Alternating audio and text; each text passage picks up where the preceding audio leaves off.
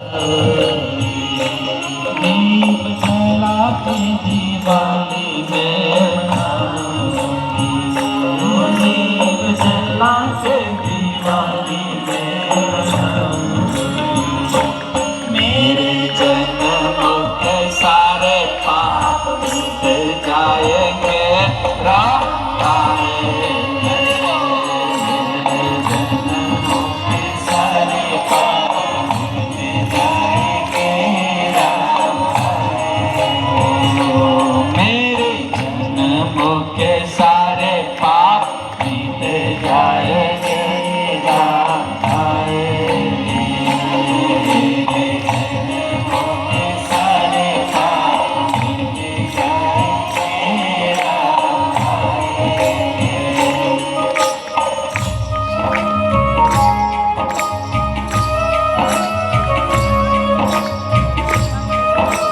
હનુમાન ચાલીસા યુવા કથાની સમિતિએ જે મહેનત કરી છે આ એનું પરિણામ છે.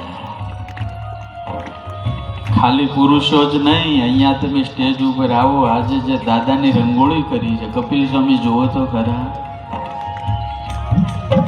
એ વિડિયાવાળા દેખાય, સ્ક્રીનમાં દેખાય. કેટલી કલાક સુધી મારી માતાઓએ આ દાદાની રંગોળી બનાવવાનું કામ કર્યું છે. આ ભક્તિ છે,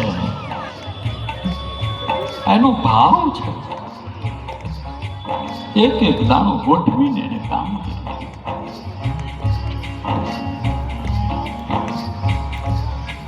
वो क्यों नहीं आएगा, उनको आना ही पड़ेगा. क्यों नहीं आएगा? और मुझे आज कहने दो, जहाँ हनुमान होते हैं न वहाँ अकेला राम नहीं होता, वहाँ राम लक्ष्मण और सीता सब कुछ आ जाते हैं. मैंने बहुत बड़े संत से सुना है, जहाँ राम की कथा होती है वहाँ हनुमान की हाजिरी होती है. जब हनुमान को कुछ सुनने का मन होता है तब राम कथा होती है, लेकिन जब राम लक्ष्मण और सीता को सुनने का मन होता है न तब ऐसी हनुमंत कथा का प्रारंभ होता है. उनकी कथा जब होती है तब हनुमान खड़े रहते हैं, लेकिन जब हनुमान की कथा होती है न तो पूरा रघुकुल हाजिर हो जाता है. और वो आता है तो पाप सब मिट जाते हैं, सब पाप मिट जाता है. और जब पाप मिट जाता है तो क्या होता है? मेरे जन्मों के सारे दुख मिट जाएंगे, राम आएंगे. मेरे जन्मों के सारे दुख मिट जाएंगे, राम आएंगे. मेरे जन्मों के सारे दुख मिट जाएंगे, राम आएंगे. मेरे जन्मों के सारे दुख मिट जाएंगे, राम आएंगे. मेरी झोपड़ी के भाग आज खुल जाएंगे, राम आएंगे. मेरी झोपड़ी के भाग आज खुल जाएंगे. एक कड़ी गावानी है, अंग पुलकित हो जाएगा. ओम रोम रोम पुलकित हो जाएगा, रोम रोम पुलकित हो जाएगा. हमारे स्वामी જેટલી હનુમાન કથા કરાવવા વાળા છે બધા આજે હાજર છે.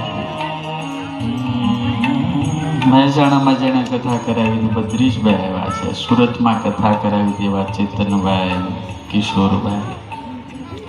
હમણે છેલ્લે સ્વામી હું એક કથા કરીને આવ્યો દાહોદમાં. ભગત આવ્યા છે, અહીંથી બેઠા છે. એટલો નિર્દોષ માણસ, પૈસાવાળો નથી પણ દિલનો દાતાર છે.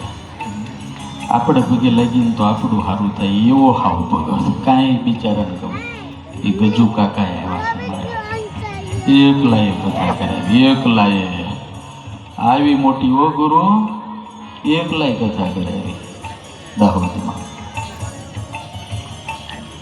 એ કે 50 લાખ ઉધાર લાવ્યો છું બાજુ બહારથી કે, પણ કે હનુમાનના ભરોસે લાવ્યો છું. મને કે મેં કીધું સમજો, હનુમાનના ભરોસે રામનું જો જીત થઈ ગયો હોય તો તમારું તો 100% થઈ જાય.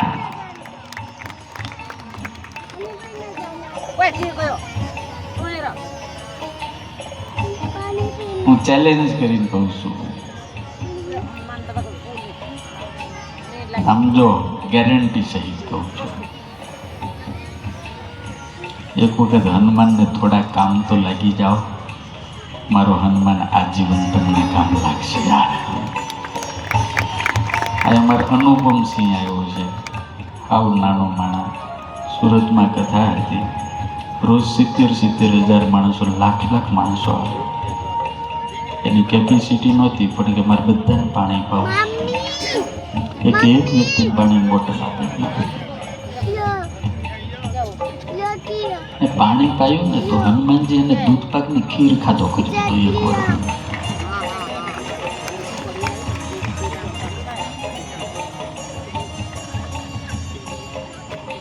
હવે તો હજારો માણસો છે.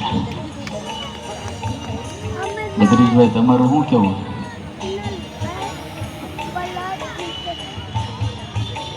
તમને જો આ સાધુના વચનમાં વિશ્વાસ કે ભરોસો હોય ને, તો એક વખત હનુમાનની માટે કંઈક કરી જોજો યાર, કરી જોજો યાર. એ તો આમ રાખશે, થેલીમાં રાખશે. અને મને એટલી ખબર પડે, એને રામનું કાંઈ રાખ્યું નથી. આ એવો માણસ છે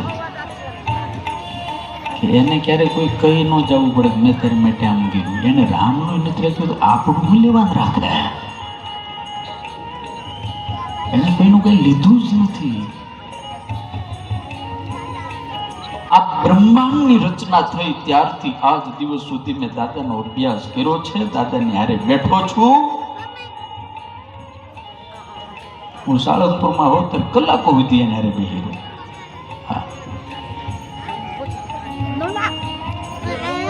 મજા બહુ કરું એને,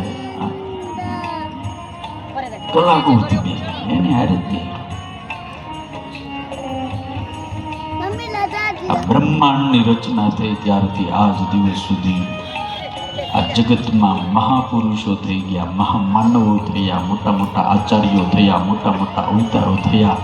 દુનિયામાં કોઈ એવો માણસ નથી થયો કે પોતાની જિંદગીમાં જેણે માગ્યું ન હોય ને આમ હાથ ન કર્યો હોય. સ્વામી, આ જગતમાં એક મહાપુરુષ કે આચાર્ય હોય કે અવતારો હોય કે મહા અવતારો હોય, બધાએ કાંઈકનું કાંઈક કોકના માટે પોતાના માટે માગ્યું છે. એક માત્ર પૂછડા વાળો એવો છે, જન્મ ધારણ કરીને આજ દિવસ સુધી જીવતો છે, આપણી જેમ પ્રકટ છે. એને ક્યારેય રામ પાસે, કૃષ્ણ પાસે, સ્વામિનારાયણ પાસે, મહાદેવ પાસે કે સીતા પાસે કોઈની સામે આમ હાથ નથી કર્યો. એનું નામ માત્ર હનુમાન છે.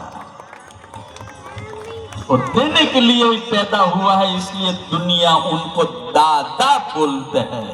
दादा मतलब देता है, देता है, देता है. जो देना ही जानता है उनका नाम दादा कहलाता है यार. और लेना ही जानते, लेना ही